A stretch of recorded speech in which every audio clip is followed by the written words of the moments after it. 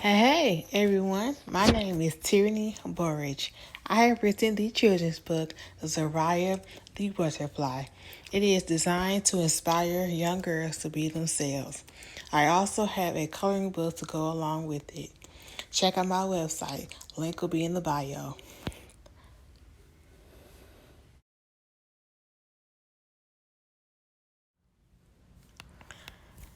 Hey everyone, this is Tyranny and I am back with another video. Today's video is going to be my commentary of Tyler Perry Sistas Season 6, Episode 3. Starting off, we all know Karen's salon caught fire. And, of course, they showed that Aaron was on the phone with Karen's assistant and Pam. And he was asking, has he seen her, and all that. So today's episode, they showed Pam and Aaron at the salon. They showed a lot of firemen sitting outside, and they would not let either one of them go into the building. And they also said it was a deceased person in the salon. So based off of what we know, it's not Karen. But we don't know who this person is. We don't know if it's the lady that showed up to Karen's salon who wants to talk to John or Aaron. We don't know. And Aaron is blaming Pam, because now he did make the comment that Pam did not turn off the curlers or something, but I think Aaron is maybe jumping to conclusions because no one knows what happened.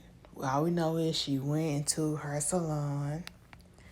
She tried to get the fire extinguisher. It did not work. It's malfunctioning, and she kind of collapsed to the floor. We don't know if it was an accident or it was on purpose. We don't know anything. But the fact that Aaron is trying to blame Pam is ridiculous because it could have been this other lady that showed up to her salon. And I don't feel like he should blame Pam because no, we don't know what's going on. We just know the salon caught fire and someone is trapped inside. That's all we know. We don't know any other details at this moment. So the fact that Aaron is trying to blame Pam is ridiculous because he don't know anything. And I feel like he's jumping to conclusions because of Karen saying that she always leaves the curls on. But I mean, if that's Pam's job to cut the curls off, then it may be her fault. But I mean, it's Karen's salon. It's hers. So why isn't she taking the initiative to keep her place of business from catching fire? I mean, why are you putting it on your assistant knowing that Pam is somewhat irresponsible? I mean, which is, in that aspect, it is Karen's fault. Because, I mean, if I had someone who's irresponsible working for me, I would not put any type of serious command or serious action in their hands. I would do it myself. So that aspect is not all of Pam's fault. But for Aaron to blame Pam for this it's like I dislike him even more now. Because he don't even know what's going on. So and these two, Andy and Gary. I'm so sick of these two. Of course, Gary keeps trying to come over to Andy's house every night. And Andy sometimes say, yeah, come over, I want to see you. Other times like, no, I'm tired, I'm going to go see all that foolishness.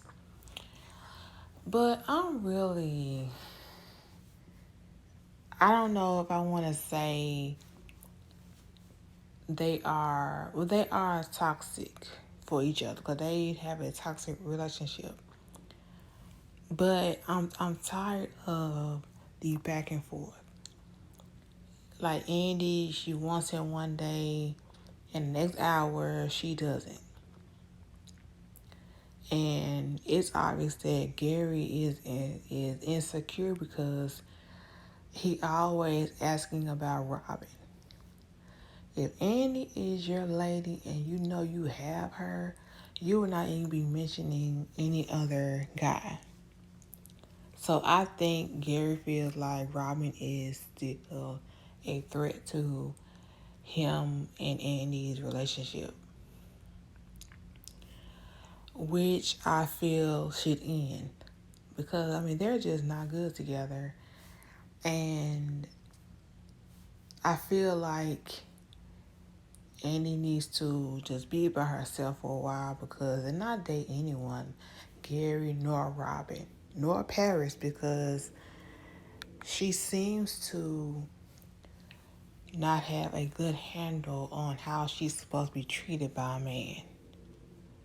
And like I say, maybe she's suffering from the Stockholm syndrome, but it's not her. Her and Gary are not healthy, and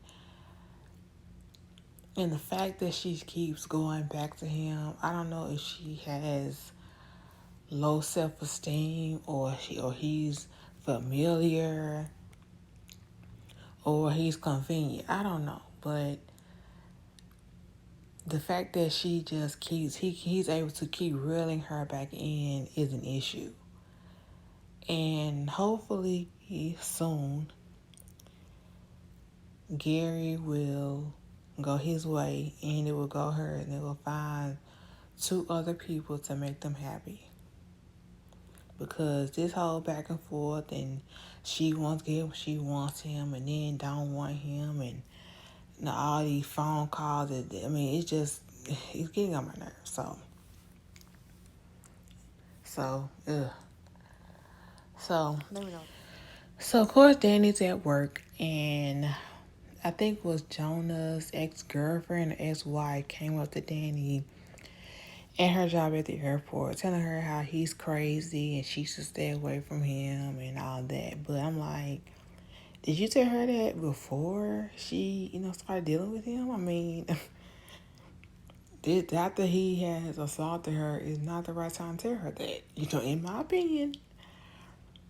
But I feel like Danny is kind of, I don't want to say in limbo, but it's like she don't know what to do with herself now. And I feel like she needs to just, I think she needs to go see her sisters, to sit with her sisters, Karen, Andy, and Sabrina, and just let them love on her. I think Danny is missing love because, I mean, the way she just go from guy to guy, she's missing some form of love, whether it's from a mom, dad, I don't know, but she needs love, and maybe her sister circle can provide her that because I think the whole thing with Jonah was just something that happened to her to kind of give her a wake-up call that she needs to just slow down and focus on herself. Maurice, he just keeps doing and making stupid decisions. I don't know why he decides to go and see Q in the hospital. At this point, it's kind of borderline stalking, I think, because you're strung up to where he is. So you're the one who's being the aggressor, and which is in turn could put Maurice in bigger trouble than he already is with the whole bank situation. And I get it. Maurice is mad. Basically, Q set him up and had let him and Spring take the fall, but he had a part in the role to play in that. And then he implemented or implicated Sabrina. But I get how he basically ruined Maurice's life, and he just go and live la la la la la, and Maurice has to deal with this legal situation. So Maurice should not have gone to that airport. He also should not have gone to that hospital because the more Maurice pokes this bear, he's going to eventually wake up. And it might not end up in Maurice's favor because he is the one who's being the aggressor. He's the one who's being the antagonist. And I think Maurice needs to just chill out. You know, we know he's upset. You know, he's angry, and Q took everything out of his apartment. But like I say, Maurice is partly to blame for that. This man made a fool out of you, and you're mad, which is understandable. But Maurice dealing with this in a very, very immature way. Then he decides to threaten Q, and I'm like, it's just not smart. So clearly Maurice is not street smart. He's probably not even book smart. He just, just someone who just makes snap decisions off of emotion. And that's very dangerous. And I hope Maurice does not dig himself in a deeper and deeper hole by constantly finding Q, approaching him, threatening him. And because he's basically showing he's the aggressor. He is the one who's keep coming around him. So I just hope that Maurice gets some sense and listen to Sabrina and Calvin, who I think have his best interests at heart. But like I said, he's working off of emotion. So Zatima decides to go to Heather's apartment to check on Zach's son. They told Heather they would be there, I think they're like around 3, but they ended up going around 12. So they were able to really see how the son was living, how he basically is outside by himself. And they said that he's like, 3, 4 years old. He's not potty trained. He does not speak.